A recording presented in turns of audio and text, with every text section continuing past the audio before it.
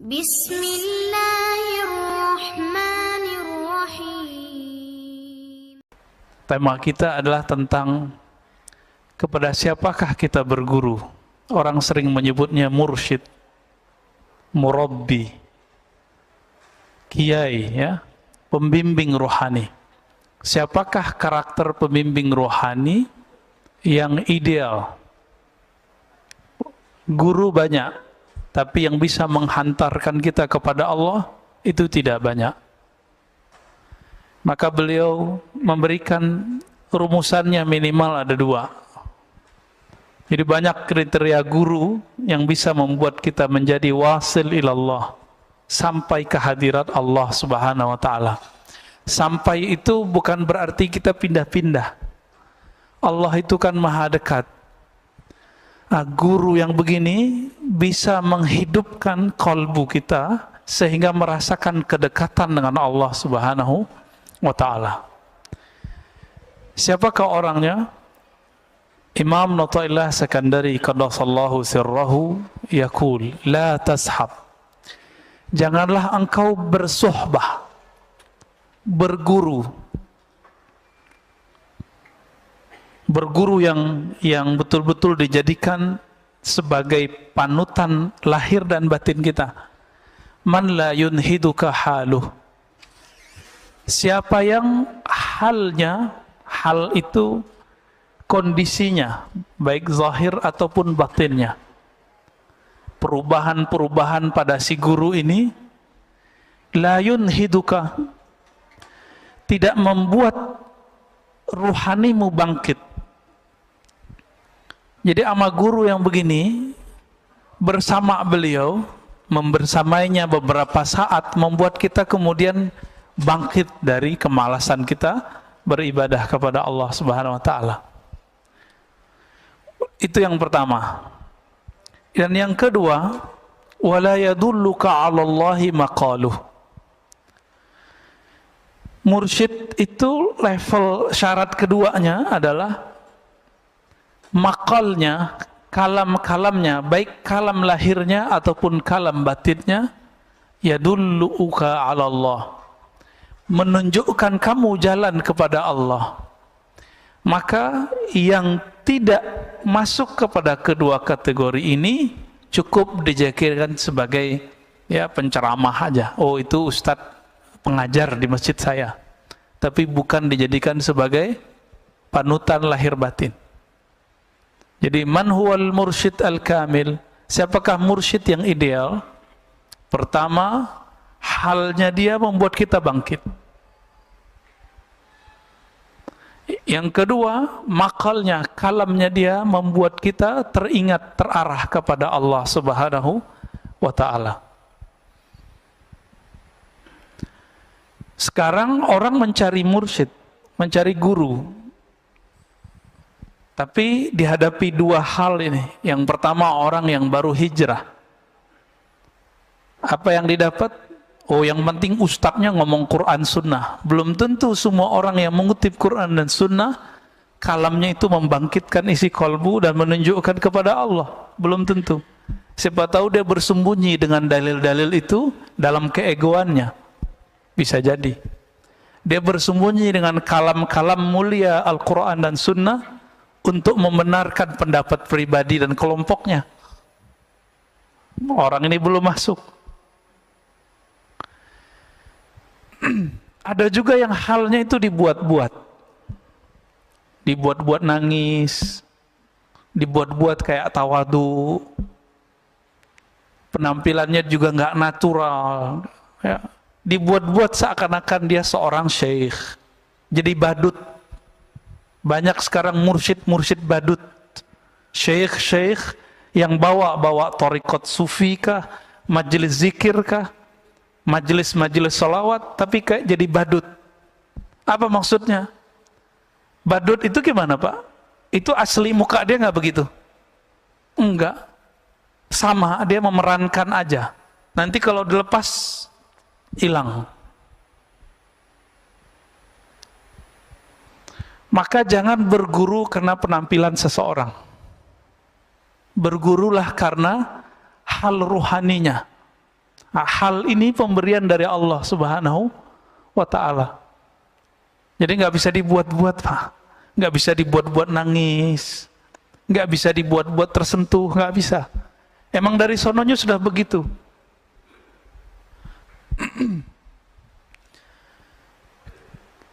Ciri kedua tadi apa? Kalamnya menunjukkan jalan kepada Allah. Mungkin nggak orang yang belum merasakan kehadiran Allah di kalbunya, lalu bisa mengajak orang merasakan Allah? Mungkinkah orang belum tahu jalan ke Jogja, terus ngajak kita ke Jogja? Sama-sama pakai GPS. Nanti di Cilacap tersesat semua, Pak. Ini banyak kejadian-kejadian begitu. Nggak tahu jalan kepada Allah, ngajak orang kepada Allah. Ayatnya sahih. Pasti sahih. Wa man ahsanu qawlan mimman da'a ilallah. Siapakah yang lebih baik daripada orang yang mengajak kepada Allah? Loh, Allahnya dia nggak ngerti.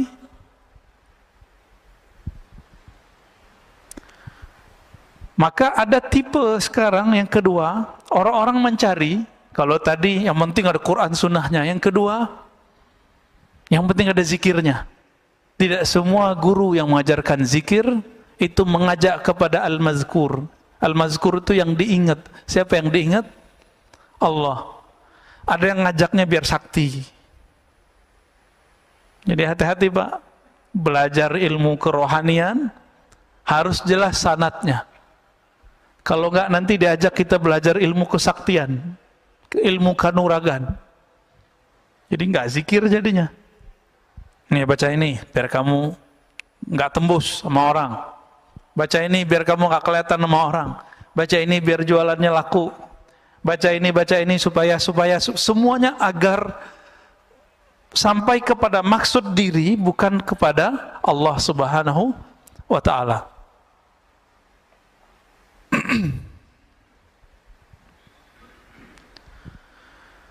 Karena banyak hari ini seperti itu, maka hati-hati saja dalam berguru, ya.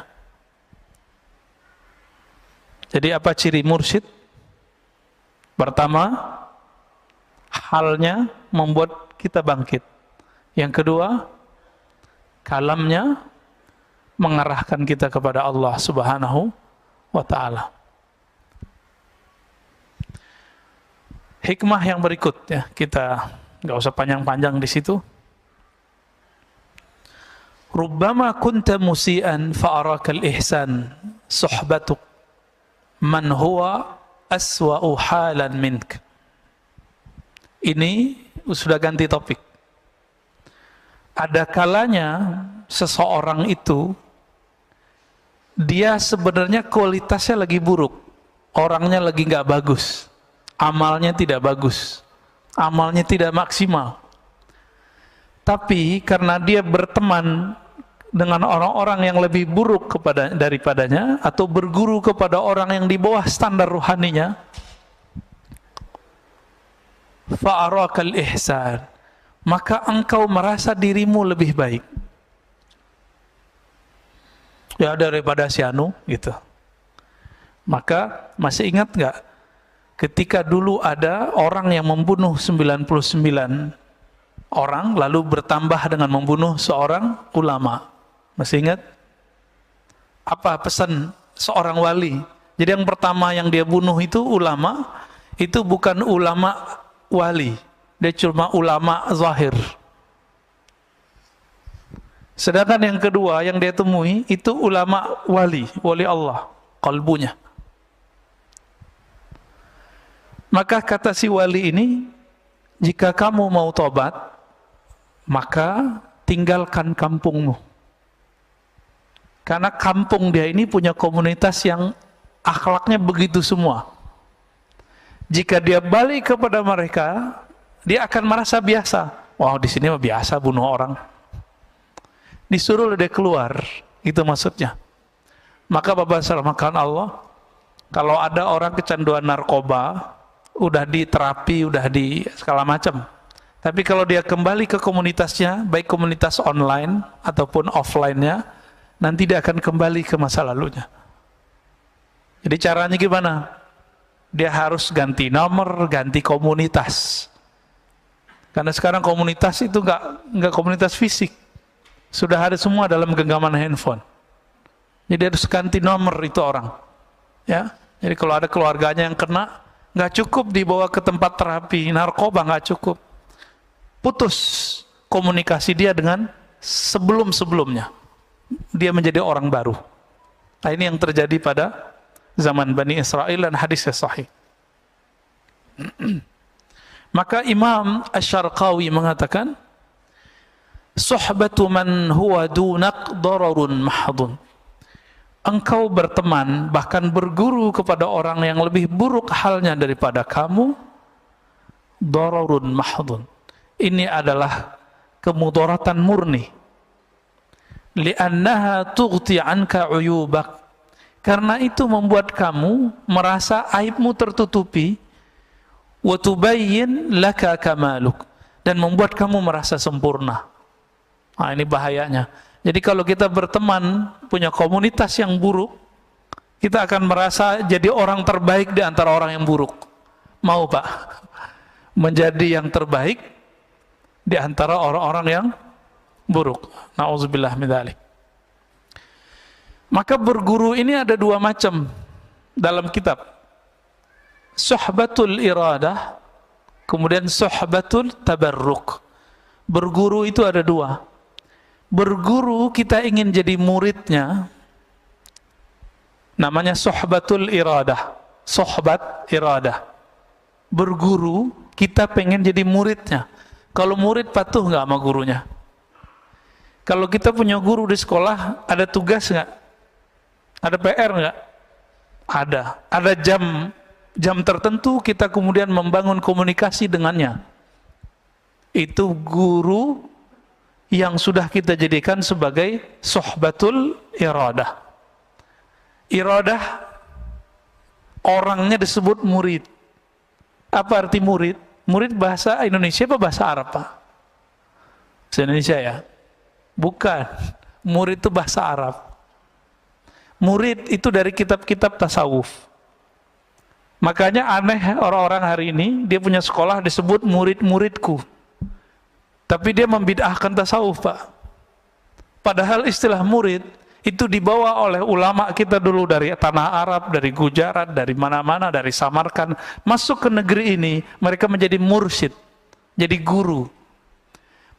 Orang-orang yang belajar kepada beliau disebut dengan murid. Suhbatul murid. Datang Maulana Ibrahim As-Samarkandi ke Indonesia. Pertama ke Campa, kemudian ke Palembang, lalu beliau ke Makassar, terus beliau ke Tuban. Itu orang-orang yang ditemuinya itu jadi muridnya. Jadi muridnya. Maka sekarang kita lihat, keturunan Arab di Indonesia minimal ada 2 gelombang besar. Pertama gelombang awal, ya, tahun 1300-an, tahun 1400-an. Itu Syekh Ibrahim As-Samarkandi di Tuban. Anaknya Sunan Ampel. Ya, Sunan Ampel itu anaknya beliau.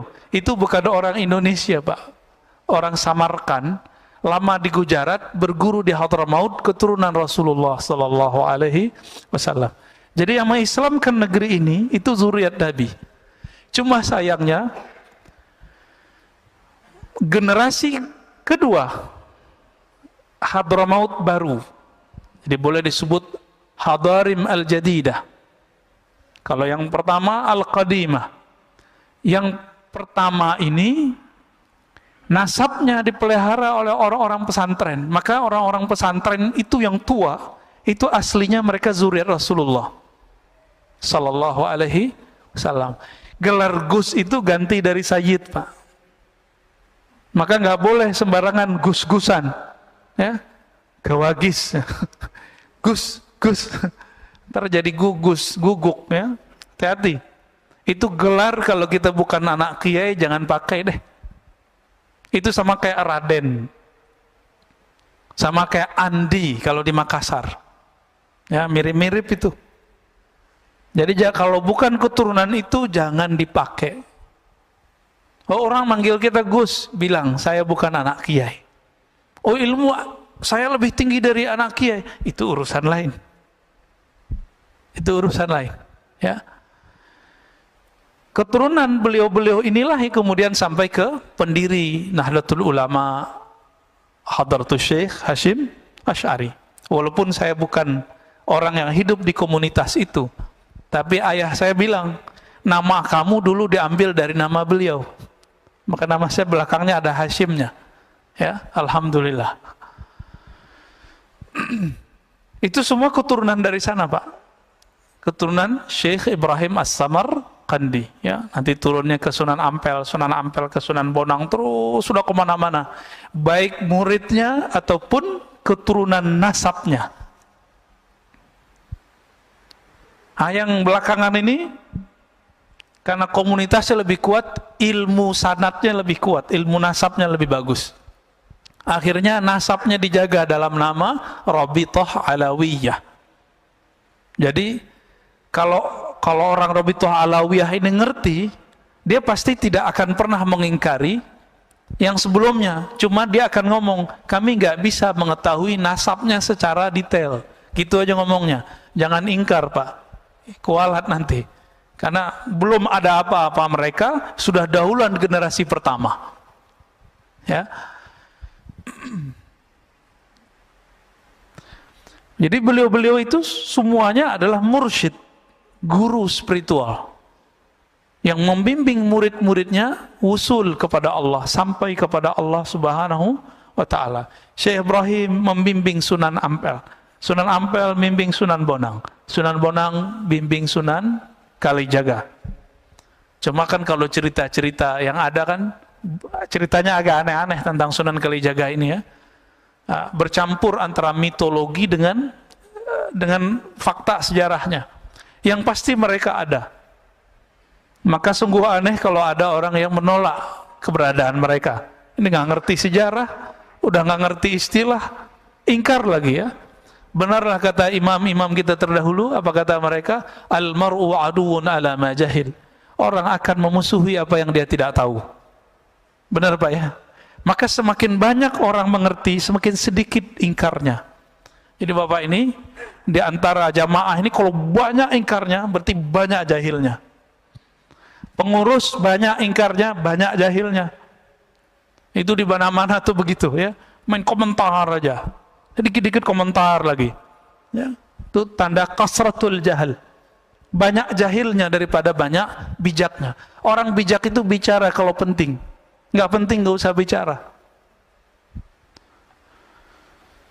Yang kedua, suhbatut tabarruk.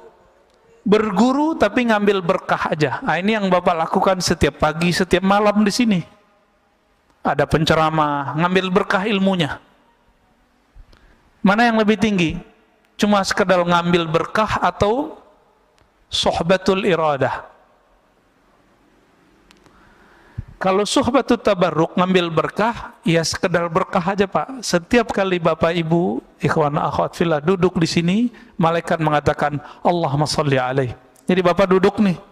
Itu malaikat dari tadi sampai nanti setelah kita selesai ngaji, itu berdoa, ya Allah beri dia rahmat.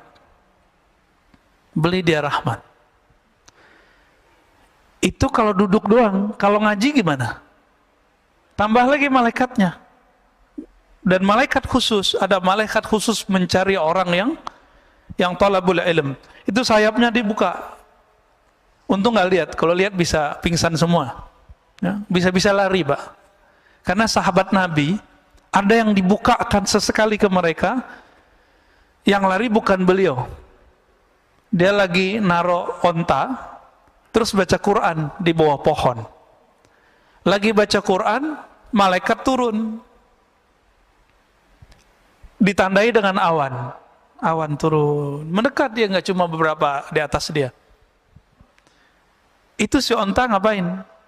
Gelisah-gelisah lari, Pak. Besok dia datang kepada Rasulullah dan dia katakan, wahai Rasulullah, ketika aku baca Quran di padang pasir, lalu ada satu pohon, dan aku baca Quran di bawahnya, ada awan turun. Awan apakah itu? Apa kata Nabi? Itu malaikat rahmat. Malaikat yang sayang kepada orang yang membaca Quran, orang yang zikir, apalagi yang taklim. Yang taklim mereka lebih demen, Pak. Jadi malaikat itu lebih respect sama orang yang ngaji daripada orang yang zikir. Lebih senang sama orang yang zikir daripada orang yang tidur. Bapak tidur aja di masjid depan rahmat. Ya. Jadi duduk begini ini ngorok tiba-tiba. Nah, itu kan ada yang ngorok tuh ya. Itu langsung dirahmati oleh Allah dengan doa malaikat.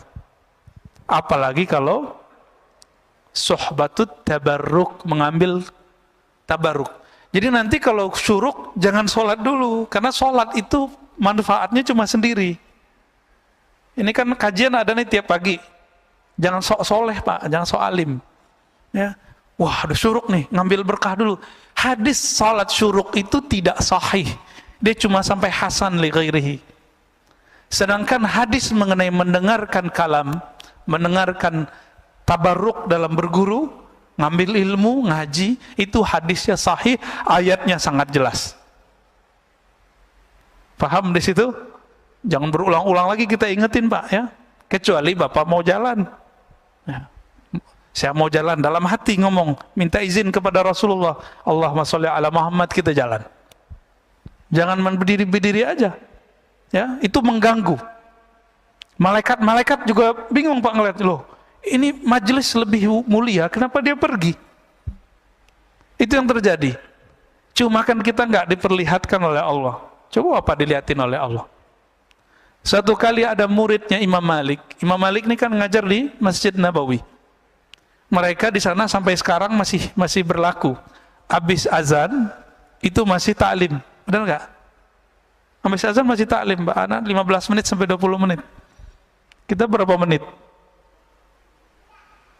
Habis azan berapa menit? 10 ya? Maka kita buru-buru ya. Ini aja masih ramai Pak.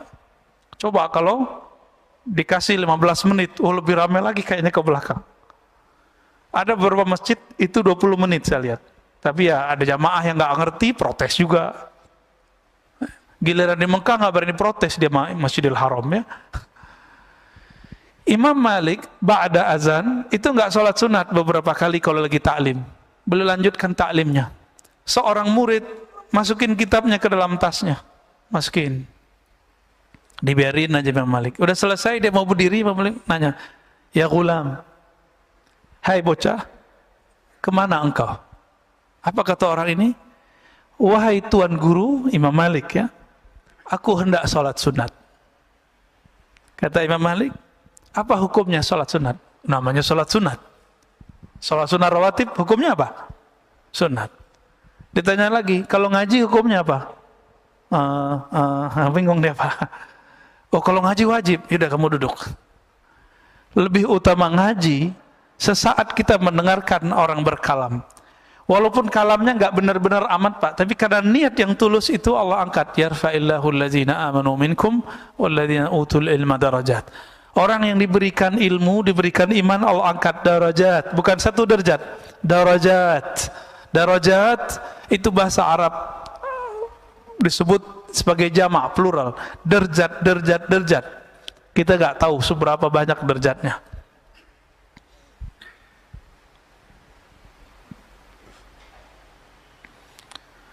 Nah, kebanyakan kita baru berguru sebatas suhbatut tabarruk. Berguru ngambil berkah. Benar ya? Belum ketemu kan guru yang ngasih PR zikir? Paling cuma beberapa orang. Belum ketemu guru yang bilang, kamu latihan seharinya segini ya. Namanya berguru. Oh nanti muncul orang-orang yang gak mengerti bab ini terus bilang, lo gak boleh zikir pakai hitung-hitungan. Lo orang ini lagi jadi murid. Kalau lagi jadi murid, suka-suka gurunya. Coba, bapak anaknya sekolah nggak? Mana dalilnya? Suruh nulis 1 halaman. Ada nggak? Nggak ada kan? Sekarang dalilnya apa? Anak sekolahnya nonton YouTube. Tontonlah YouTube dengan link ini kan? Mana dalilnya? Kenapa itu dibolehkan? Tapi giliran ahli kolbu punya murid, nggak boleh menata sebuah kurikulum. Jadi kalau nanti berguru kepada ahli kolbu, ahli zikir, pasti nanti dikasih kurikulum zikirnya. Beruntung Bapak kalau sudah punya guru begitu. Jarang Pak orang guru begitu. Ini kita lihat nih di antara Bapak, paling cuma 10% yang sudah punya guru, suhbatul iradah. Makanya kalau diam itu masih bingung, mau nggak baca apa ya. Ini bukan case di sini Pak. Case di tanah haram, Haramain, Mekah Madinah. Ya. Bapak coba ingat-ingat waktu di Mekah Madinah, orang pada bengong aja ngeliatin orang lewat, benar nggak? Masuk, yang di depan saya banyak yang bengong tuh kalau duduk. Ngeliatin Ka'bah atau ngeliatin orang lalu lalang kiri kanan gak jelas. Coba kalau dia punya guru, gurunya bilang nanti kalau kamu sampai di haram, bacalah zikir ini. Jadi ada pegangan dia. Tapi karena nggak punya pegangan, nggak punya zikir, apa yang mau dibaca? Kira-kira begitu, ya.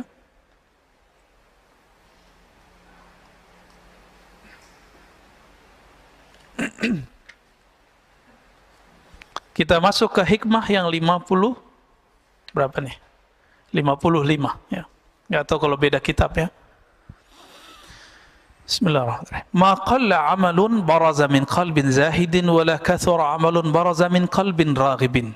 Nah, tadi berkaitan juga dengan apa yang saya katakan barusan. Amal itu bagus karena banyak kuantitas atau bagus karena kualitas? Sepakat? Karena kualitas. Sepakat ya? Baik. Apa kata beliau? Ma qalla amalun. Tidaklah satu amal Allah nilai sedikit. Baraza min qalbi zahidin. Jika amal itu tumbuh dari kolbu yang zahid, kolbu yang zuhud. Ciri-ciri kolbu yang zuhud. Ketika dia takbir, dia merasakan kebesaran Allah. Dia nggak ingat dunia lagi. Sampai ruku, sampai sujud, sampai assalamualaikum. Ini udah nggak khusyuk, orang lagi ngaji, sholat syuruk. Kira-kira gimana tuh Pak hasilnya? Ya, nggak jelas hasilnya. Kalau ada ustadznya agak tersinggungan, bisa marah-marah dia Pak, ngelihat ada orang lagi sholat syuruk. Kecuali ustadznya bisa husnuzon, ya nggak ada masalah. Wala kathura amalun baraza min qalbin raghibin. Sebaliknya, satu amalan tidaklah disebut banyak jika muncul dari kolbu yang raghib, yang cinta kepada dunia. Ini saya ganti bahasanya sedikit. Ma qalla amalun baraza min qalbin arifin. Tidaklah sedikit amalan jika bersumber dari kolbu yang arif, yang kenal kepada Allah. Wala kathura. Sebaliknya tidak disebut banyak amal. Baraza min qalbin jahilin maridin. Jika bersumber dari kolbu yang jahil, tidak mengenal Allah, marid, yang sakit. Ciri-ciri kolbu yang sakit apa? Salat itu adalah alazzu ghazair ruh. Salat itu adalah amalan paling lezat bagi ruh. Kalau salat Bapak sudah nggak nikmat, berarti kolbunya berpenyakit. Gimana? Punya penyakit nggak kolbu kita? Ada? Pasti banyak Pak. Saya juga punya penyakit kolbu saya. Karena kolbu kita berpenyakit, nggak bisa menikmati. Seperti orang lagi sakit demam, nggak bisa menikmati makanan. Ada orang demam Pak bisa menikmati makanan? Nggak ada, nggak bisa kok menikmati makanan. Apalagi kalau sariawannya di mulut, waduh sakitnya bukan main. Suka pedes, tapi bibirnya, lidahnya lagi sariawan. Dikasih menjerit nggak Pak? Nah inilah yang terjadi pada orang-orang. Kenapa ada orang-orang yang tertentu dikasih zikrullah, malah dia menjerit, malah dia lari, malah dia muntahkan. Ya. Bahkan beberapa ngejek, makanan apa nih? Nah itu kalau makanan. Kalau zikir gimana? Zikir apaan nih beginian? Gitu. Itu kalbunya berpenyakit itu. Penyakit ini ada yang disebabkan karena ilmu yang salah ditelan. Dia dapat ilmu, ilmunya itu bukan ilmu. Ilmunya itu meracuni otaknya. Maksudnya pemahamannya salah. dikira orang zikir begitu itu dianggap sesat, rusaknya di dalam, ya.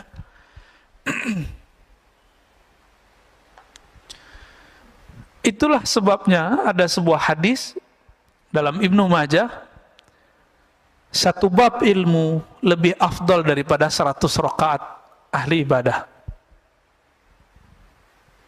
Satu bab ilmu. Ini kita udah 3 bab nih pada tadi. Ya, udah 3 bab dari tadi. Udah 300 rakaat. Gampang kan?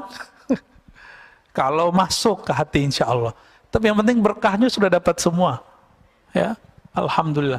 Bahkan Imam Syafi'i meriwayatkan lain lagi. 1000 rakaah. Satu bab ilmu lebih utama daripada 1000 rakaat. Itu levelnya Imam Syafi'i. Ya. Maksud beliau, orang yang mengenal Allah sesaat dia beribadah kepada Allah lebih afdal daripada abid orang yang ahli ibadah 1000 rakaat. Begitulah wali-wali Allah, Pak. Wali-wali ini ada tingkatan-tingkatannya. Semakin tinggi tingkatannya, satu nafasnya lebih afdal daripada 1000 rakaat kita. Kalau mereka sudah sampai ke level tinggi. Nabi itu diamnya sudah zikir. Seandainya Nabi itu nggak sholat itu boleh, Pak, seharusnya. Itu kan logikanya Aisyah. Apa kata Aisyah? Wahai Rasulullah, ngapain engkau sholat mulu? Kan engkau sudah diampuni. Apa logika Aisyah? Engkau nggak perlu sholat, wahai Rasulullah. Kira-kira begitu. Sholat sunat loh ya, bukan sholat wajib. Sholat wajib kan langsung dari Allah, wajib. Apa kata Nabi? Enggak. Afala an akuna abdan syakura. Kenapa aku tidak boleh menjadi hamba yang bersyukur? Maka sholatnya Nabi itu karena dia sudah mengenal Allah, sholatnya adalah sholat syukur. Setiap sholat. Maka kakinya kapalan. Kalau kita punggung kita kapalan, Pak, karena tidur. Jadi Nabi itu sholatnya sholat syukur. Maksudnya apa sholat syukur? Beliau itu merasa sangat berterima kasih kepada Allah, mengemban nur yang Allah pilihkan kepadanya. Sebagai tanda syukur, maka beliau sholat setiap hari, setiap malam. Bahkan beliau sholatnya pun dalam keadaan diam. Jadi Nabi ini sholatnya ada yang sholat fisik, ada yang sholat diam. Apa kata Sayyidatuna Aisyah? Karena Rasulullah sallallahu alaihi wasallam yazkurullah fi kulli ahyani. Rasulullah atau ala kulli ahyani selalu mengingat Allah setiap nafas, setiap detik, setiap saat. Jadi setiap nafasnya itu zikrullah. Kita udah dalam sholat gak ingat Allah. Ini beda sholat kita sama Rasulullah sallallahu alaihi wasallam.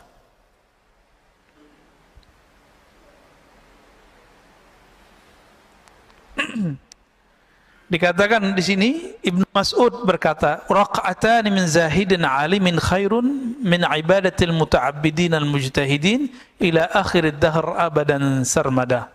Ini lebih parah lagi, Pak. 2 rakaat orang yang zahid, yang tidak cinta dunia, yang bahkan akhirat pun dia nggak minat, dia minatnya yang punya dunia dan akhirat. Alimin yang alim, mengenal Allah, lebih utama daripada sholatnya ahli ibadah sepanjang umurnya, sepanjang hidupnya, ila akhir dahar, sampai kiamat nanti. 2 rakaat doang. Loh, kok bisa begitu? Kalau ahli ibadah dia sholat, dia ibadah karena ingin sesuatu yang dia dapat. Sedangkan orang yang mengenal Allah ini, dia menyembah Allah karena Allah pantas disembah. Bapak puji saya 1000 kali, tapi karena pengen dapat sesuatu dari saya. Tapi ada di antara Bapak ini berteman dengan saya cuma sebentar, tapi bertemannya benar-benar ingin jadi teman. Saya milih yang kedua apa yang pertama, Pak? Kalau Bapak dikasih pilihan nih, pertama apa yang kedua? Muji kita, Masya Allah. Tapi dia pengen sesuatu dari kita. Ya, pujian matre. Hamba-hamba yang muta'abbidin ini, ahli ibadah ini, dia pengen sesuatu. Inilah yang terjadi pada orang-orang yang puasa karena pengen sesuatu, zikir karena pengen sesuatu. Keinginan itu ada yang sifatnya materi, sholat, zikir karena pengen rezeki lancar, pengen sehat. Ada yang naik dikit, pengen tenang. Ustadz, saya pengen tenang. Ya kalau zikir ya pasti tenang. Cuma kalau dia putus zikir, ketenangannya hilang lagi. Emang kalau nggak tenang mau ganti Tuhan? Ya. Kalau nggak tenang mau ganti Tuhannya? Maka Allah itulah ilaha illallah. Dialah yang berhak disembah dalam keadaan tenang, damai, atau dalam keadaan kelusak-kelusuk, sama aja. Nah ini yang disebut alim, orang yang mengenal Allah. Kalau lagi senang ingat Allah. Lagi susah, saya udah sholat kok masih susah aja gitu. Ada yang kebalikan, kalau lagi susah ingat Allah, lagi seneng ya, itu kebanyakan yang nomor 2.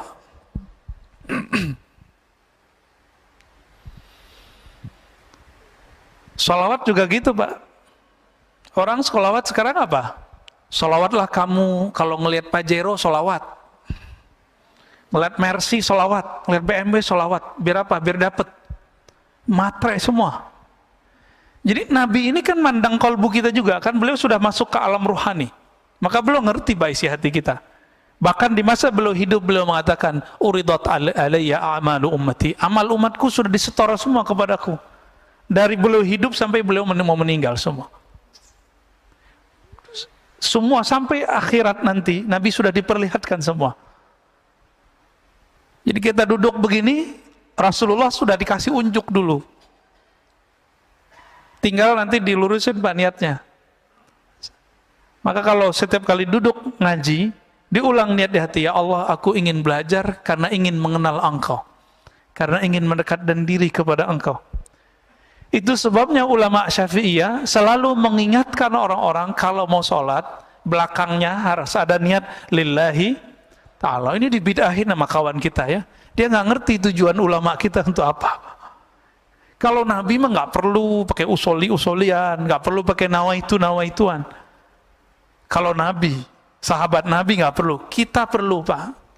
Karena niat kita kadang tidak benar kepada Allah Subhanahu wa ta'ala. Kapan hamba-hamba Allah ini menyembah Allah? Karena Allah itu Tuhannya. Bukan karena dia ingin menuhankan dirinya. Bukan karena dia ingin mewujudkan hajat dirinya. Kapan itu terjadi? Sesaat saja kita ibadah karena Allah pantas disembah, bukan karena saya ingin ada hajat yang ditunaikan. Saat itulah kita menjadi hamba Allah yang hakiki. Inilah yang disebut zahid, ini yang disebut alim. Ini yang sering disalahpahami. Sayyidatuna Rabi'atul Adawiyah, perempuan yang sangat indah budi pekerti dan ruhaninya. Beliau ini pernah berkalam, kalamnya ini disalahfahami oleh orang-orang yang jahil. Apa kata beliau? Ya Rabb, ma'abadtuka rajaan lil jannati. Ya Rabb, tidaklah aku menyembahmu karena aku harap dapat surgamu. Tidaklah aku menyembahmu ya khaufan min narik, karena takut neraka engkau. Ini dianggap oleh mereka si Rabi'ah ini sesat. Kenapa? Masa ibadah bukan karena surga? Inilah orang jahil menentang orang yang alim. Di dalam Al-Quran itu ada 2 jenis surga Pak. Surga yang dikatakan oleh Rabi'ah itu surga syahwat. Hurain, ya dia sudah perempuan, dia nggak minat sama hurain. Ibu-ibu ini, akhwat ini bisa coba bayangkan, baca semua kisah di Quran, itu lebih banyak cerita untuk menyenangkan laki-laki, bener nggak? Ini jujur aja nih Bu, jujur. Perempuan disebutkan sebagai objek syahwat di dalam Al-Quran, bener nggak? Kenapa? Karena Nabi yang diturunkan laki-laki, yang mendengarkan waktu itu kebanyakan laki-laki. Maka tidak jarang perempuan bertanya, loh itu hurain, bidadari, kita punya bidadara nggak? Begitu kalau perempuan yang kritis. Pasti ada pertanyaan begitu. Pernah terbersit nggak ini ibu-ibu ini? Enggak ya? Kok nggak baca terjemahannya berarti ya? Tapi semoga sebagian memikirkan itu. Gimana cara memahaminya? Maka Rabi'atul Adawiyah, karena dia sudah paham, di Quran semuanya begitu. Maka beliau mengatakan, ya Rabb, aku beribadah ke surga, aku ibadah kepada engkau bukan karena surgamu, tapi karena engkau yang mempunyai surga. Surga ini ada dua, ada surga syahwat, ada surga ru'yat, surga memandang. Yang dimau oleh Rabi'ah adalah memandang Allah subhanahu wa ta'ala. Makanya Rabi'ah ketika dilamar oleh seorang laki-laki, itu nggak mau nikah, Pak. Karena dikasih pertanyaan sama dia. Jadi maharnya dia adalah pertanyaannya bisa dijawab nggak? Berat kalau ketemu Rabi'ah. Saya mungkin nggak lolos, Pak. Saya ketemu Rabi'ah mungkin mental 7 kali lipat kali ya. Pertanyaan dia satu aja. Ada yang tahu pertanyaannya apa? Nih, satu riwayat ya. Jika aku menikah denganmu, kamu bisa jamin nggak nanti aku bisa bertemu Allah? Kira-kira itu, Pak. Mana ada suami bisa begitu, Bu? Nggak ada. Benar nggak nih para suami yang jomblo-jomblo? Udah ketemu Allah belum? Belum ya? Disitulah beratnya. Maka apa saudara makan Allah? Rabi'ah ini dia surganya bukan lagi surga syahwat, surganya surga ru'yat. Apa arti ru'yat? Memandang Allah. Itu yang dia mau. Apa gunanya masuk surga kata Rabi'ah, tapi nggak ketemu yang punya surga. Bapak saya fasilitasi di satu tempat. Tempat itu villa punya saya. Tapi saya nggak mau ketemu, Pak. Datang lagi, saya nggak mau ketemu. Udah makan aja, tidur aja, tapi nggak mau ketemu. Awal-awal senang, lama-lama pengen ketemu nggak? Penasaran nggak? Penasaran. Itulah yang terjadi kepada ahli surga. Maka nanti pencarian ma'rifatullah, mau mengenal Allah, tidak berakhir dengan kematian. Nanti berlanjut nanti di surga. Maka di surga apa kata Nabi? Ada sekelompok orang, laisu minal anbiya wala minasyuhada. Mereka bukan para nabi, bukan juga para syuhada. Tapi yaghbituhumul anbiya wa syuhada. Tapi para nabi, para syuhada itu ghibtah kepada mereka, iri kepada mereka, iri yang positif. Heran, loh kok mereka dapat posisi ini? Bukan berarti posisinya lebih tinggi dari para nabi, tidak. Lalu kemudian Allah ditanya, ya Rabb itu siapa ya Rabb? Yang tanya pastinya para nabi. Apa jawaban Allah Ta'ala? Mereka itu adalah orang yang saling menyayangi biruhillah, karena ruhullah. Ruhullah itu adalah cinta dan rahmat Allah Subhanahu wa Ta'ala. Bukan karena harta yang mereka bagi, bukan karena syahwat yang mereka punya, tapi karena ruhullah. Siapa yang cintanya karena Allah itu, inilah yang mereka nanti Allah bawa dengan kecepatan cahaya. Ala nurin, ya, min Rabbih. Jadi nanti kalau kita beruntung, Pak, nama kita soalnya sudah ada di neraka, sudah ada di surga. Nih, nama Bapak ini ada di neraka, Fulan bin Fulan, ahlun nar. Di surga juga ada. Tinggal kita lagi bayar kredit surga atau bayar kredit neraka? Atau mau dibayarin cash nggak? Mau dibayarin cash? Ada pacarannya. Apa kata Nabi? Man qala la ilaha illallah dakhalal jannah. Siapa yang mengatakan la ilaha illallah, di hadis Imam Bukhari dikatakan min qalbihi au nafsi, dari dalam dirinya. Betul-betul lisannya sama dengan di dalam kalbunya. Lisannya baca la ilaha illallah, kalbunya mengatakan aku tidak menyembah kecuali hanya kepada Allah, aku tidak bergantung kecuali hanya kepada Allah. Nggak bergantung ke vaksin, Pak. Kita vaksin aja, tapi jangan bergantung kepada vaksin, Ya. Yang bikin vaksin juga lagi tengkar, Pak. Ya benar nggak? Ya semua kalau udah dipolitisasi, Masya Allah, ya begitu jadinya. Negara di mana-mana, bukan di Indonesia aja, di mana-mana ini sekarang lagi politisasi, karena ini bisnis yang luar biasa. Ini bikin kita terganggu kadang-kadang ibadah kita. Bapak saudara makan Allah, kita lanjut ke hikmah yang 55. Ini agak maraton nih, biar banyak dapat hikmahnya. Kenapa ada orang amalnya bagus? Dan bagusnya itu tertata rapi gitu, nggak ujuk-ujuk bagus, tiba-tiba enggak. Ternyata beliau sudah menyebutkan itu terjemahan dari apa yang di dalam ruhaninya. Kata beliau radhiyallahu ta'ala anhu, husnul a'mali nata'iju husnul ahwal. Wa husnul ahwal min at-tahaqquq fi maqamatil inzal.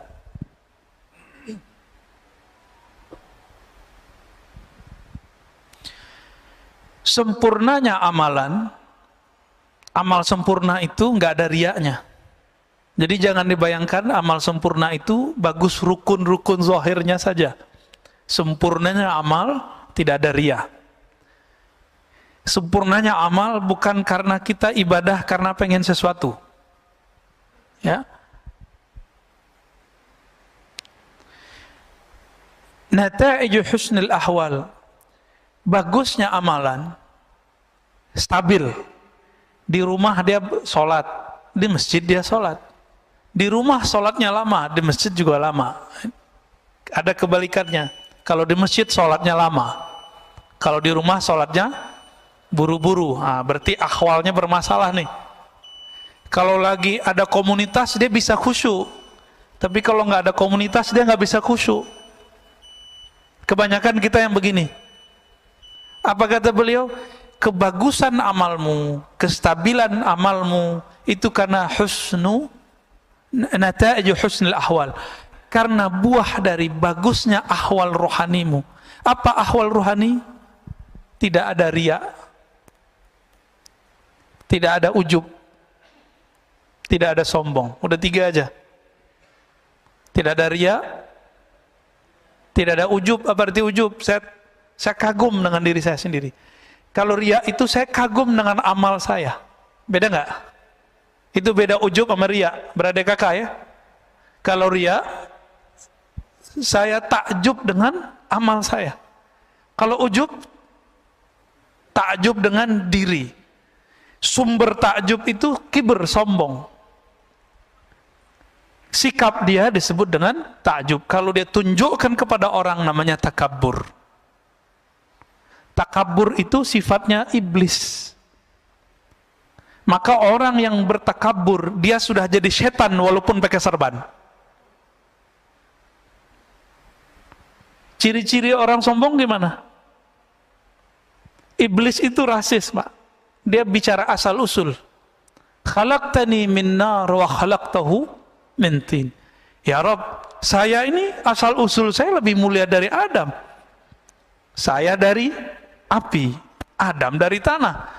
Maka siapa saja dari antara yang hadir ini merasa sukunya lebih baik dari suku yang lain, itu iblis di dalam dirinya, maka dia jadi setan.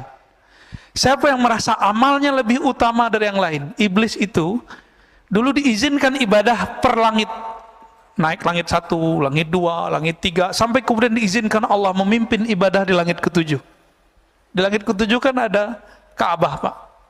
Ka'bah putih namanya. Ya, Al-Baitul Ma'mur disebut di Quran. Yang di bawah kan Baitullah. Di atas namanya Al-Baitul Ma'mur. Sebenarnya di beberapa riwayat langit keempat itu juga ada Baitul Arwah. Cuma riwayatnya tidak terlalu sharih ya. Yang paling sahih di Bukhari Muslim, di bumi lalu ada di langit ke-7. Nabi Ibrahim lagi di sono, Pak. Nabi Ibrahim lagi di sana. Maka kalau ada orang ngaku naik ke langit nggak ketemu Nabi Ibrahim di langit ke-7, bohong dia. Ya. Banyak ya, ada beberapa tokoh-tokoh spiritual belagu ngomong, saya nyantri di langit sekian tahun. Cek aja, ketemu nggak ente sama Nabi Adam di langit pertama? Ketemu nggak ente sama Nabi Isa di langit kedua? Kalau nggak, Halu. Banyak orang halu itu hari ini. Serban bukan jaminan orang punya tingkatan tinggi. Kan nggak ada hadis sahih mengenai keutamaan serban orang yang tinggi. Tapi kalau habaib emang disunnahkan pakai serban, Pak, supaya tidak salah lihat, terutama kalau dia guru. Begitu dalam fatwa ulama-ulama Hadramaut. Jadi jangan suuzon juga kalau ada habaib pakai serban. Ya, itu dia lagi jaga nasabnya itu. Perintah dari guru-gurunya di Hadramaut. Ya.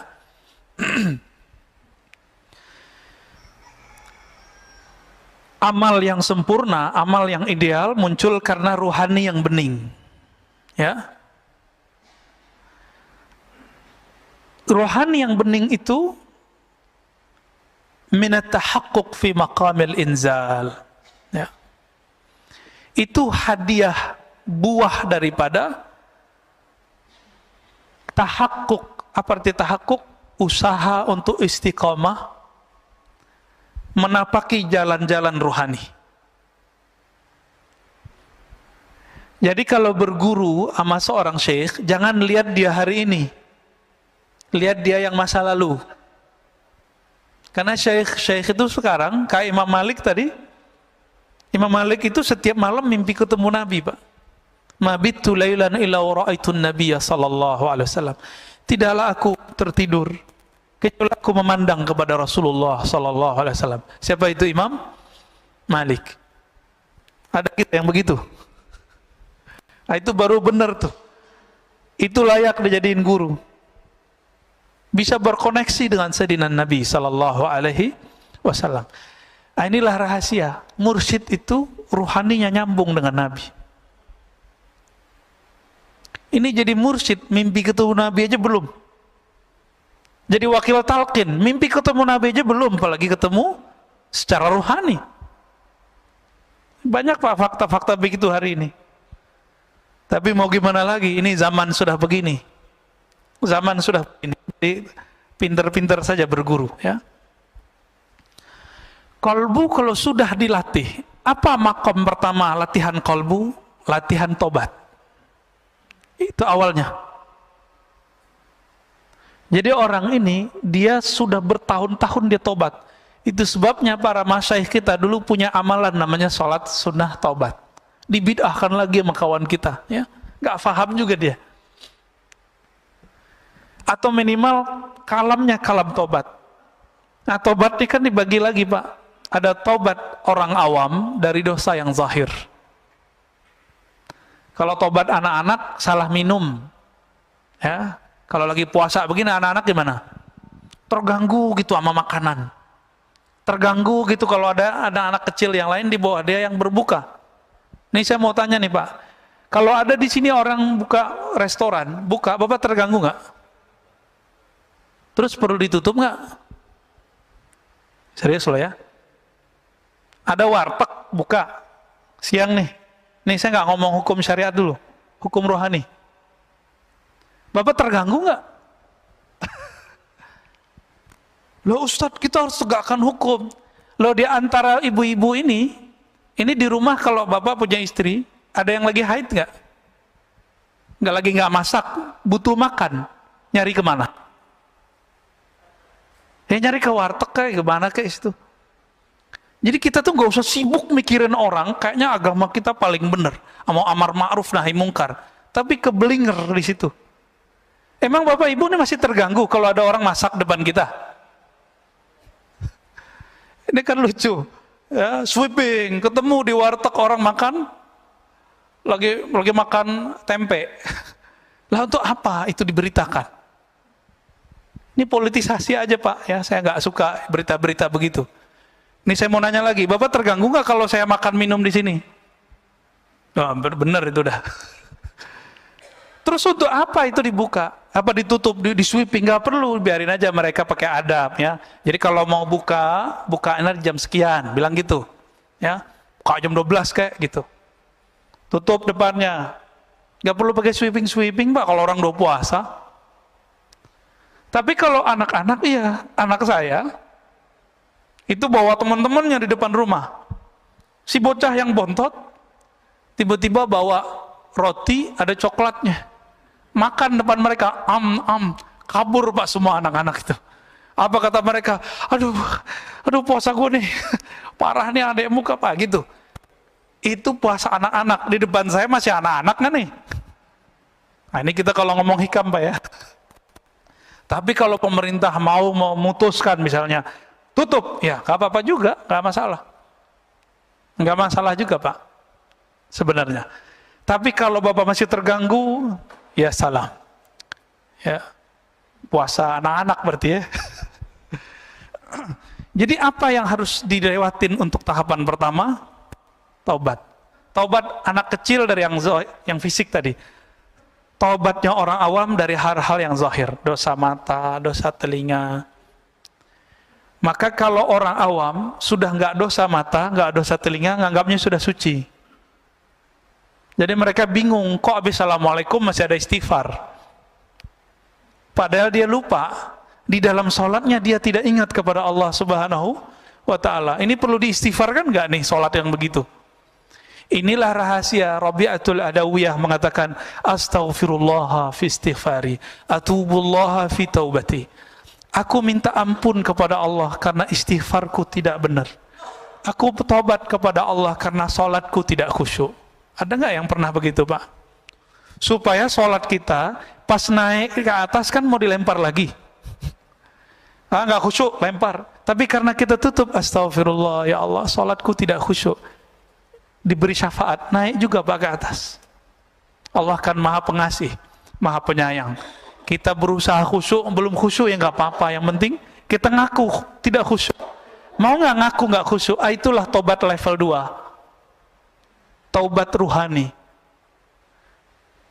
Taubat apa? Taubat ruhani. Batinnya merasa kurang bener nih. Nah ini aja Pak dibenerin. Level 2 ini coba dipakai. Nanti bagus tuh amalannya. Nanti Bapak gampang nangis kalau zikir. Sholat aja gampang mewek Pak. Ini kalau nggak pakai kitab saya udah nangis dari tadi nih. Ya, kenapa saya ngajar pakai kitab? Bukan karena gagah-gagahan pakai kitab, bukan. Ini cara saya untuk menahan diri. Karena kalau mau nangis setelah kitab hilang nangisnya Pak. Alhamdulillah ya. Guru saya ada beberapa. Itu kalau sudah bahas bab begini, nggak ada kitab ataupun ada kitab nangis terus. Untungnya saya kalau ngeliat kitab langsung berubah. Ya alhamdulillah, karena akalnya balik lagi. Kalau nggak cuma rasa yang muncul. Kalau rasa lebih dominan dari akal pikiran kita, kita bisa nangis setiap saat. Sujud nangis, ruku nangis, takbir nangis. Ntar orang-orang bilang, ini kenapa ini nangis? Ada Syekh Shinqiti, guru dari Syekh Salih Al-Maghamisi di Madinah. Ngajar ba'da maghrib sampai isya, karena ada majelis biasanya di Masjidil Haram, di Masjid Nabawi. Habis assalamualaikum itu langsung nangis. Mau ngomong lagi, baca ayat lagi, nangis lagi. Jadi ceramahnya dari awal maghrib sampai menjelang isya itu nangis Pak. Mau ngomong lagi, nangis lagi. Mau ngomong lagi, nangis lagi. Nangislah semua orang yang di depan. Begitu mereka kalau ahwal rohaninya datang. Kenapa ahwal rohani yang bening itu tumbuh? Karena mereka tahakkuk fi maqamatil inzah.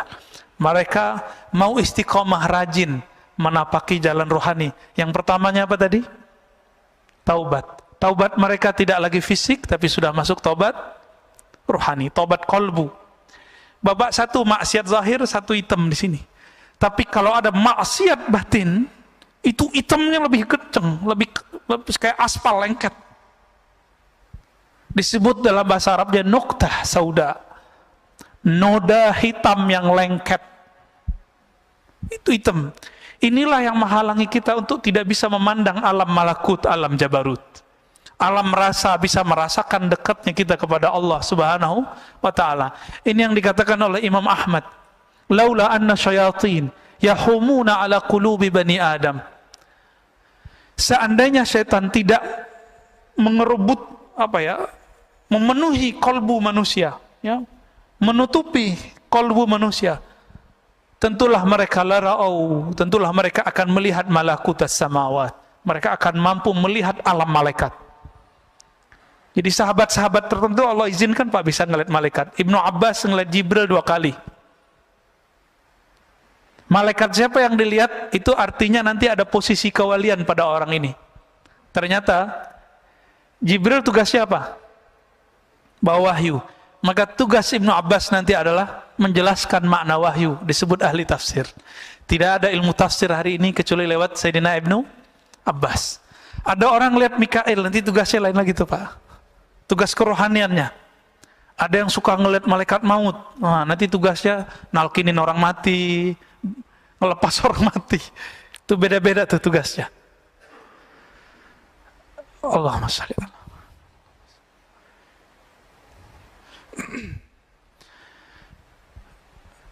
Oleh karena itu Bapak saudara Allah, seandainya Allah bersihkan kalbu kita, mungkin tidak ada hari kecuali kita menangis di hadapan Allah Subhanahu wa ta'ala. Makanya Sayyidina Nabi sallallahu alaihi wasallam hampir setiap hari beliau menangis. Hampir setiap sujud beliau meneteskan air mata. Kenapa? Karena beliau merasakan memandang Allah Subhanahu wa ta'ala. Kita kehilangan anak kita hilang sehari mungkin 2 hari, bahkan kalau di mall hilang 1 jam 2 jam, ketemu nangis nggak Pak? Nangis. Ruh ini kehilangan, kemana dia berarah? Ketika dia ketemu Allah Subhanahu Wa Taala, ketemu kekasih Allah, pasti air matanya berlinang. Itu nggak bisa ditahan, nggak bisa ditahan. Semoga Allah mengistiqomahkan kita menapaki jalan rohani, jalan istiqomah, jalan taubah. Amin ya rabbal alamin. Wassallallahu ala Muhammad. Ada mau diskusi Pak? Tafadhal.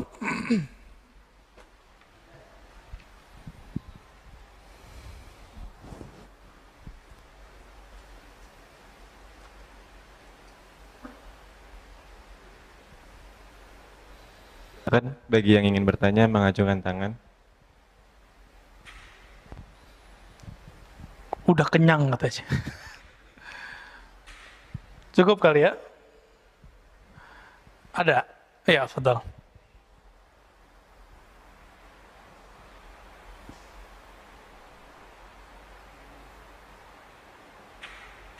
Assalamualaikum warahmatullahi wabarakatuh.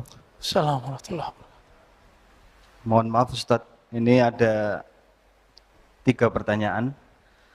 Bahwa di ayat disebutkan bahwa ud'uuni astajib lakum, berdoalah kepadaku niscaya aku kabulkan. Ini seolah-olah bahwa ibadah itu adalah transaksional. Sedangkan untuk level orang yang bukan anak-anak lagi kan seharusnya ini udah pengertiannya udah tidak seperti itu lagi. Tapi di teman kita bilangnya bahwa lah dalilnya seperti ini. Iya. Seperti itu. Itu yang pertama. Yang kedua ada kalam dari ulama bahwa sholat itu adalah kenangan di dunia saat kita di akhirat nanti. Terus bagaimana dengan kaidah sholat yang mohon maaf ini sangat cepat gitu. Sedangkan rukun sholat itu kan berakal gitu. Tapi akal kita kok nggak dipakai di waktu kita sholat sangat cepat itu gitu. Terus yang ketiga yang terakhir ini adalah makna simahum fi wujuhihim.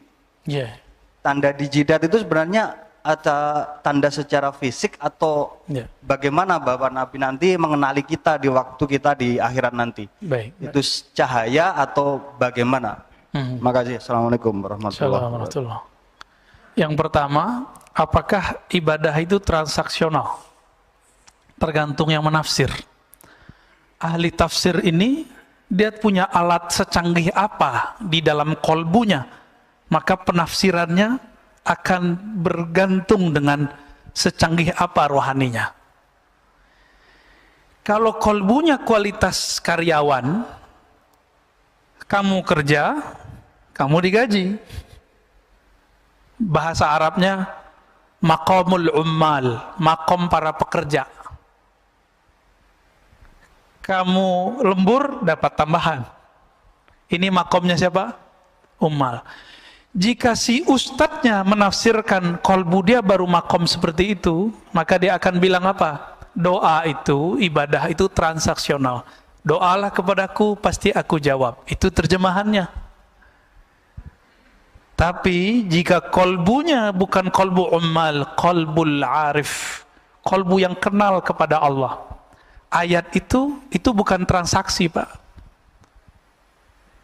Itu bahasa cinta. Hanya Allah lah kalau kita jatuh cinta kepadanya, cinta kita dibalas. Kalau mas-mas ini jatuh cinta sama akhwat, itu belum tentu dijawab sama dia. Akhwat jatuh cinta sama ikhwan, belum tentu juga balik. Makanya ada orang tepuk sebelah kaki ya. Tepuk sebelah tangan, betul itu ada. Hanya Allah yang tidak. Udu'uni, wahai kekasihku, panggillah aku. Aku akan memenuhi panggilanmu. Jadi lebih asik gak? Rinduilah aku lebih dulu merinduimu. Fazkuruni azkurkum. Sebut aku sebut kamu. Lebih dulu Allah nyebut kita atau kita nyebut Allah, Pak? Kalau ahli zahir bilang kita dulu yang nyebut Allah, kan ayatnya fazkuruni, sebut aku. Azkurkum, aku akan sebut kamu. Bukan. Lebih dulu Allah apa kita? Allah. Maka Allah lah yang awal memanggil kita ke dalam kolbu kita, baru kolbu kita memanggilnya. Zahirnya engkau memanggil Allah, batinnya Allah memanggilmu. Makanya di situ tidak ada fa, tidak ada kata hubung, tidak ada li, karena langsung fazkuruni azkurukum, langsung sebut aku sebut engkau. Dalam sebutanmu kepadaku, aku menyebutmu. Dalam sebutanmu kepadaku, aku memanggilmu. Jadi kapan Allah memanggil kita, Pak? Kalau kita memanggil Allah. Kapan? Saat kapan Allah ingat kita? Di saat kita ingat Allah. Duluan dia. Allah kan qadim. Apa arti qadim? Huwal awwalu wal akhir. Dialah yang maha awal. Tidak ada yang lebih awal darinya. Dialah yang maha akhir. Tiada sesuatu kesudahan setelahnya. Jadi Bapak ini rahasia kita sebut. Kalau lagi zikir, tuh Allah lagi manggil sebenarnya. Kita kalau lagi nyebut nama Allah, ya Rahman, la ilaha illallah, subhan, itu Allah lagi sebut-sebut nama kita itu. Seneng nggak disebut kita sama Allah? Nama Bapak disebut oleh Allah di langit, seneng nggak? Tapi kalau nyebutnya keputus-putus, hari ini nyebut, besok enggak, ya Allah begitu juga. Bisa dibedain ya. Jadi tergantung dia punya alat apa di kolbunya.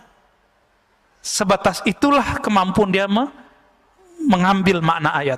Jadi ayat itu diterjemahkan bukan berdasarkan harfiahnya, tapi berdasarkan kedalaman kolbu orang yang punya kolbu. Ya. Yang kedua, kalau sholat itu adalah kenangan kita dengan Allah. Terus kenapa ada orang yang sholatnya buru-buru gitu ya? Sholat orang yang buru-buru ini ada persoalan fikih, bukan persoalan ruhani, Pak. Itu kan kiai-kiai fikih aja itu. Secara fikih, boleh nggak baca Quran cepet-cepet, yang penting makhorijnya nyampe, matnya nyampe, boleh nggak? Satu napas. Ada, Pak. Tanya ahli qiraat. Jadi antara riwayat hadis, di hadis itu Nabi, ketika selesai satu ayat, Nabi berhenti. Alhamdulillahi Rabbil Alamin Ar-Rahmanir Rahim. Begitu. Di satu riwayat. Riwayat ini ahad. Diriwayatkan oleh sekelompok kecil ahli hadis. Tapi ahli qiraat punya kaidah sendiri. Ahli qiraat, ahli bacaan. Mereka meriwayatkan secara mutawatir bahwa ada namanya bacaan satu napas. Guru kita di sini Said Agil Munawwar. Dulu di Mekah tanya sama beliau, Pak. Beliau kalau mimpin imam, itu sholatnya satu napas, tapi kayak orang bernapas. Kayak imam kita, Ustadz OO tadi. Tapi satu napas tuh bacanya. Bismillahirrahmanirrahim. Ya, atau disambung. Alhamdulillahirabbil alamin arrahmanirrahim. Terus sampai waladhdallin, amin, satu napas. Ada yang sanggup nggak? Tanpa mengurangi matnya, tanpa mengurangi makharijul hurufnya. Tanya Pak sama beliau. Gurunya waktu di Madinah, Said Muhammad Alawi Al-Maliki. Itu senang dengan bacaan beliau. Ya. Masyayikh di sana senang. Jadi kita cari habaib kemana, Said kemana lah. Di sini ada Said, ya. Ada ulama, gurunya para guru, dokter-dokter se-Indonesia pasti berguru sama beliau. Saya waktu doktoral kan ngambil ilmu dari beliau juga. 2013 saya kuliah dengan beliau, Pak. Jadi waktu dulu buat reuni, apa kata beliau, murid saya semua ini. Saya ingat nggak dulu ada pertemuan Pak di sini dulu ya? Ya. Cuma karena corona mungkin nggak bisa lagi dibuat ya. Beliau ngomong begitu ya sih, kita ketawa juga. Bahkan Habib Umar yang baru wafat, itu murid beliau juga. Habib Umar yang namanya? Ya, Habib Umar Ibrahim, ya Allah yarham. Itu murid beliau juga Pak. Kan kayak sekelas Habib Umar, itu murid beliau apalagi saya. Gitu. Tanya sama beliau tuh. Lalu bagaimana dengan yang sholat cepat-cepat itu? Yang memasukkan tumakninah ke dalam rukun sholat, itu kan di mazhab Syafi'i juga tidak semua. Ya, di rukun 13 ada nggak tumakninah? Nggak ada Pak. Tumakninah adanya di kitab lain, di Kifayatul Akhyar, itu ada tumakninah. Ya, karena dia tidak memasukkan tumakninah, maka bagi mereka, jadi udah 7 menit beres, 23 rakaat lagi Pak. Ya, kita nggak usah mempersalahkan 23 rakaat dengan konteks itu kan beritanya yang gede. Kan banyak di dunia ini, di masjid-masjid kita, 23 rakaat tapi bacaannya standar, ada kan? Bapak kan nggak tahu, di Mekah itu kan banyak masjid. Itu banyak masjid-masjid kecil, itu pakai Alhaakumut Takatsur Pak, 20 rakaat sampai Qul a'udzu binnas. Alhaakumut Takatsur, setelah itu Qul huwallahu ahad. Persis sama kayak di pesantren-pesantren, di surau-surau lama, di masjid-masjid jadul. Masih ada nggak di Jakarta sekitar yang begitu? 23 rakaat dimulai dengan Alhaakumut Takatsur. Ya alhamdulillah. Kita kan taunya yang sekarang di Masjidil Haram doang, piknik sesekali. Ya, kalau nanti masih ada umur, nanti dibuka umroh lagi bulan Ramadan, sesekali sholat di masjid sekitaran Mekah. Cari Pak, ada ketemu ntar. Ya, taunya yang Masjidil Haram doang ya. Taib. Yang terakhir apa tadi saya lupa. Oke, bagus. Simahum fi wujuhihim min athari sujud. Akhir dari surah Al-Fat. Dalam tafsir Imam Tabari, tafsir Imam Salafus Saleh, beliau mujtahid mutlak, tapi tidak keluar dari mazhabnya dan masih bermazhab Syafi'i. Apa kata beliau? Simahum fi wujuhim itu adalah al-khusyu'. Pancaran bekas kekhusyuan di wajah. Gitu.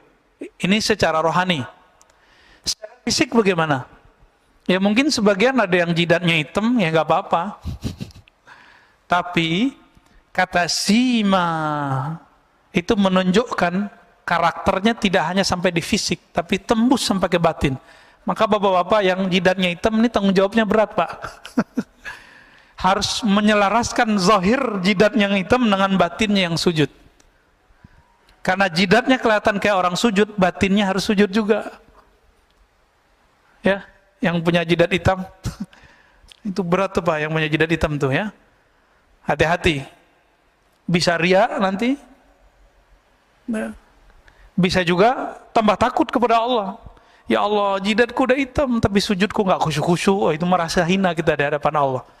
Jadi makna yang tepat gabungan dari dua-duanya, zahirnya ia bertanda, batinnya ia beraura. Itulah aura orang-orang yang tadarru', orang-orang yang khusyuk. Cukup ya? Ada lagi? Oke, baik. Fadal. Assalamualaikum warahmatullahi wabarakatuh. Terima kasih. Semoga Pak Ustadz dan jamaah semua diberi kesehatan. Amin, amin. Ini Pak Ustadz, bab kita untuk mencari guru. Yang mungkin yang Zobatul Iroda yang berguru ingin jadi murid Pak. Ini gimana kita dengan kondisi sekarang kita cari yang memang dasarnya kita dapat itu benar-benar yang kita di bab pertama yang Zobatul Iradah itu Ustaz. Itu aja. Ya. Assalamualaikum warahmatullahi wabarakatuh. Assalamualaikum. Yang pertama, suhbatul murid, berguru dalam bab menjadi murid, suhbatul iradah. Mursyid begini nggak usah banyak-banyak, di suatu masa cukup satu. Kalau gurunya meninggal, cari lagi yang baru. Atau misalnya gurunya mengatakan, saya ijazahkan engkau, dia boleh ganti guru yang baru. Gimana cara mencarinya di zaman begini? Zaman begini gampang nyarinya malah, ya. Tapi kalau ingin dengan cara ruhani, temui guru rohani, sholat 2 rakaat setiap hari. Sholat apa itu? Sholat istikharah, sholat hajat. Ya Allah, bimbing aku bertemu, berguru kepada suhbatul murid, suhbatul iradah yang bisa menghantarkan aku ke hadiratmu. Gitu. Jadi harus pakai sholat, Pak. Orang nikah aja pakai sholat istikharah, masa berguru? Berguru ini urusannya langit, bumi, dunia, akhirat. Kalau kita menikah kan bumi aja, dunia. Tapi kalau berguru urusan kita dunia, akhirat, mesti pakai istikharah. Dan yang kedua, musyawarah. Ya, harus bermusyawarah. Ini banyak sekarang muncul orang mengaku dirinya mursyid, atau dianggap oleh muridnya mursyid. Walaupun banyak mursyid di dunia, tidak mungkin semuanya cocok sama kita. Berguru itu jodoh-jodohan. Maka berguru itu bukan masalah kertas ijazah, gurunya dapat ijazah. Itu betul, itu SIM, surat izin menjadi mursyid. Ada ijazahnya, Pak. Seperti kami di kampus harus ada gelar doktornya, biar bisa mengajar di pasca sarjana. Ya. Kalau ngajar di sini dapat gelar ustadz, yang ngasih jamaah ya. Tapi kalau ngajar di kampus kan gelar doktor. Doktor di wisuda nggak sama rektor? Sama. Seorang mursyid itu dia seperti dosen, tapi dosen alam ruhani. Maka dia diwisuda oleh gurunya. Gurunya mursyid juga. Bisa nggak mahasiswa ngangkat dosen? Yuk, bareng-bareng yuk. Itu orang pinter tuh kita angkat jadi dosen yuk. Bisa nggak? Maka tidak ada sejarahnya murid ngangkat guru jadi mursyid, itu nggak ada. Nah sekarang fenomena itu yang banyak, Pak. Karena jamaah udah banyak, ya udah deh jadi mursyid aja deh. Udah banyak hari ini, ya. Ini zaman agak lumayan genting juga sih. Karena sudah banyak mursyid-mursyid meninggal. Abah Uci meninggal. Abah Ahmad Sukanta di Banten meninggal. Abah Anom sudah pergi. Udah banyak. Mbah Asrori di Surabaya sudah pergi. Di Sumatera ada Tuan Guru Hashim di Basilam juga sudah wafat. Di Aceh udah banyak. Di Sumatera Barat banyak sudah wafat. Sekarang kebanyakan mursyid kertas. Mursyid karena dia diangkat gurunya tapi rohaninya belum nyampe. Itu kebanyakan. Maka kalau gurunya sudah punya ijazah dari gurunya yang sebelumnya, tinggal dicek kalam dia mengantarkan kepada, menunjukkan jalan kepada Allah. Hal rohaninya membuat kita bangkit nggak, sadar nggak kepada Allah. Kita bermajelis saja bisa kita sadar, Pak, sama dia. Kalau dia berkalam membuat kita terhubung kepada Allah SWT. Kalau ketemu, Pak, itu guru Bapak insya Allah. Ya, semoga nanti ketemu. Amin ya rabbal alamin. Cukup ya.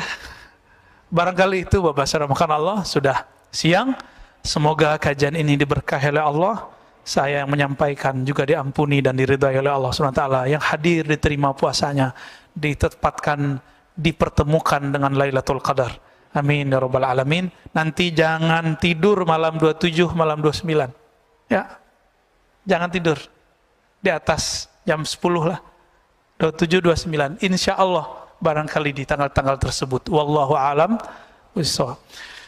Sallallahu ala nabi Muhammad subhanakallahumma wa bihamdika asyhadu an la ilaha illa anta astaghfiruka wa atubu ilaik. Assalamualaikum warahmatullahi wabarakatuh.